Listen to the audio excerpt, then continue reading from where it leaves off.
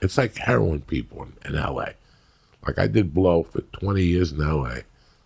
And I think one person in 22 years ever came up to me and said, "Hey, do you want to do heroin?" It was a chick, whatever, that was crazy, and I knew her, and I was doing other drugs with her. But heroin people attract heroin people. You do any heroin? I did it not with her that night. I did it a couple years afterward. What was it like? Tremendous. Oh. Tremendous. Remember I told the story on your fucking show? Yeah, but which when one? I went to Gunther's house, and he gave me a line of white heroin. When I sold him, me and Dee sold him like a TV, right? No, it was a cabinet to put dishes in. He was a beetle collector. Yeah. An arm, is that what they call? I think that's what yeah. And we went over there, and we went over in the afternoon. And Gunther Brown looked just like Tony Iommi, and he was a pervert. And I didn't know he was a pervert till that day. Gunther? Gunther. It had to be like a Saturday or a Sunday. And he answered the door with a robe on. Yeah. And no shoes on, just a robe. He's like, "What's up?" And I'm like, "We want to know if you want to buy this." And he goes, "Yeah, it looks interesting." I go, "Yeah, I know you like those type of pieces." And he goes, "I'm kind of busy right now. Can you come back in a few hours and I'll square it with you?" He goes, "Make it like 8 o'clock. And I'm like, "Fuck. Gunther's not going to pay me." But I knew Gunther had money. Gunther had family money. He lived on the corner next to this family called the Denny's, who were just as crazy. They had like 3 boys and their sister. One of them were twins. She was twins with Mike, who was my buddy, and he was a fucking nightmare. They called him the devil. He's in jail right now for killing his wife in North Carolina. When we were kids, we called him the devil. Like when they call you the devil when you're 15, you got problems. All right? Yeah. And people would say, "Where you going to?" "I'm going to this place with Denny."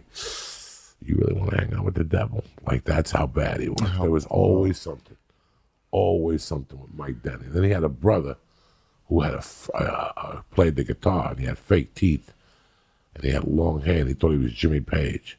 But in real life, he had a chick that on demand, he would just tell her, "Suck his dick." What? And she would suck your dick. And one night, he took her to a party in my hometown, my junior year. I was not there. And she sucked like 18 dicks, so they called her Marathon Woman. But now there was a big push. That's a lot. Like all these guys got together. Let's break that record. Let's break that record. And they took her back to a house by Franklin School one night. Jimmy Denny was his name. And this chick must have sucked 20 cocks and broke her record. I was not around. Good for her. And the next day they kept calling her Marathon Woman at school. Marathon Woman. I mean, and everybody knew it. And she walked around like nothing happened. Yeah.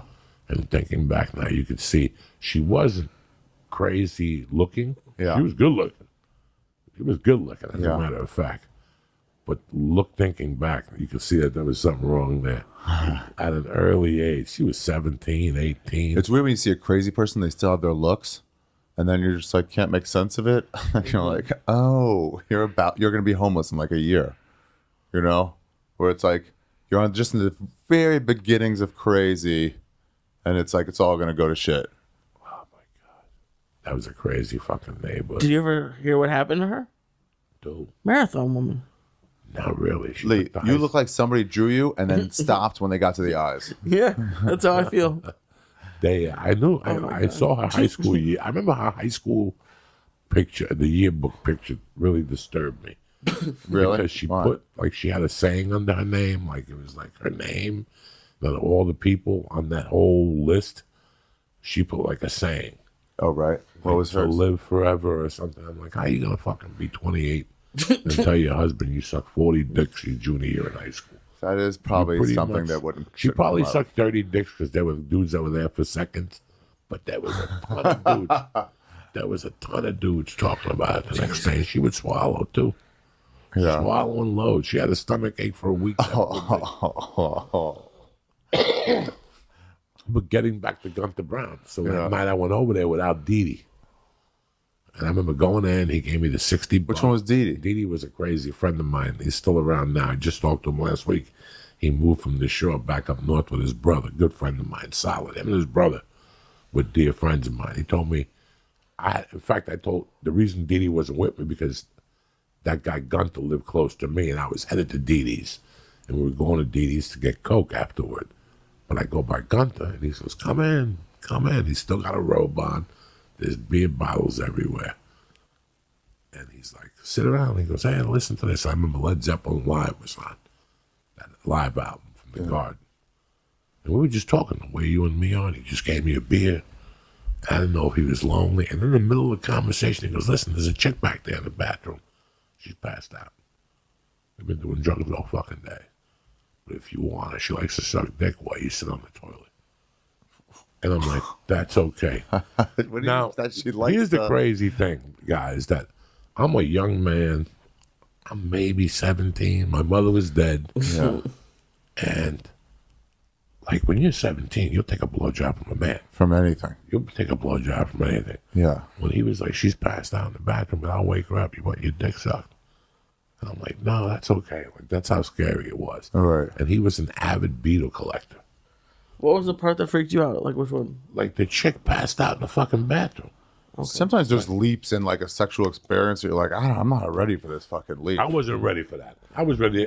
You know, Lee, when I was 17, I had hopes and dreams that I was going to, go and throw roses up in the air and somebody was going to suck. I didn't think I was going to get my dick sucked on the street from some dirty chick. That's I didn't know if it was the toilet That's what she wanted. that she wanted. That's what turned her on, to suck your dick while you sat in the toilet. Oh. And I go, no, that's okay. And I go, I'm thinking about it. And he goes, no, sit around, wait. You want to do a line of coke? We did a line of coke, I think. We started talking about music. And he goes, you ever do heroin? And I go, no. And right there, I knew he was going to ask me. I just knew it. When you get that ball in your neck and you're like, fuck. Now, between you and I, at that age, this is something that, even though I didn't want to live anymore because I didn't have a mother, Yeah. I didn't want to go out and buy heroin. You know what I'm saying? Right. I don't mind getting fucked up and getting hit by a car, or me getting fucked up and jumping off a bridge. But dying of heroin, I just didn't want that on my record. I just didn't want that tarnish. As crazy as it sounds. Yeah. And I remember I was like, he's like, you want to do a line? Just a little line or something. I'm like, sure, why not? And I did it. I don't remember if I got sick. I think I got sick. But I didn't trip. Like when I told the story on your show, people were yelling at me the next day, like, you don't trip on Right. It's something. heroin. But it was something. Like you just feel this fucking lump in your stomach. My body went numb. I felt like, before you have surgery, Yeah. that feeling that everything's funny and like everything's distant. And then I went out. I went somewhere. Like I went somewhere for a while. And then I came back and I started going in and out of it. And it was just a tiny bit, but I had never done it before. Yeah. I don't remember if I did get sick now, because I got sick a bunch of times doing that stuff. You always puke when you do that. And that's when it kicks in, once you puke. Oh, really? Yeah, that Chinese heroin from Chinatown. It kicks in once you puke? Once you puke, that's when you know, like, that's what I heard. Wow. Oh, yeah, the heroin. Yeah. That's what some So of that was the first time. And I remember, like, I felt really shitty about myself that night. I don't remember walking home. I don't remember none of that shit. It was a long fucking time ago. And then I didn't do heroin again till I was locked up. How did it feel when you were on it, though? That night, Yeah. I don't know. I just was fucked up. Right. Like, I was getting fucked up every night those days. At that age, I was doing something. Yeah. How old? 17. Damn. 16 and a half. Like, I still remember snorting angel dust and, like, taking a hit of acid and going home, like, at 10 o'clock and, like, fucking having a nervous breakdown. Yeah. Watching TV and The Exorcist was on and me turning it off and going, fuck this. I had Master Reality on. Like, all that shit was too heavy for my little 17-year-old mind. But so I didn't do it again until I went to prison. And that time it really didn't work because they had to melt Mexican heroin into my nose. They had to do Like what? it comes like a goop. So they had to melt it down to a liquid, and then they scooped it up with like a dropper. And I had to bend my head back, and they put it in my nose because I didn't want to shoot it. I'm a pussy. I didn't want to shoot it. Oh, why does that seem worse? I know. I don't know. Listen, when you're young, Oh, that's the mistakes you make. yeah. Oh my These gosh, are I part can't of the mistakes you imagine. make. Oh, I Hot didn't goop shoot in it your in nose. my nose. I dropped it in my nose like this brown tasting shit. Oh, And I don't remember if anything happened. And then in '93 in New York, I did a line with my brother, and that fucked me up. And the next morning, he told me, "You did a line that could have killed the horse." Well, thanks for telling me. Thanks for telling me. And then I didn't touch it again until 2007. really? Yeah. But I did it right. I didn't do a lot. I would just do a little key. And what does that do? That was it. I would get fucked up for like 3-4 hours. I would just pass out and go to sleep. Damn. It's fucking crazy. Yeah. But hey, it's sober October. You can save that shit for next month, bitch. That's right.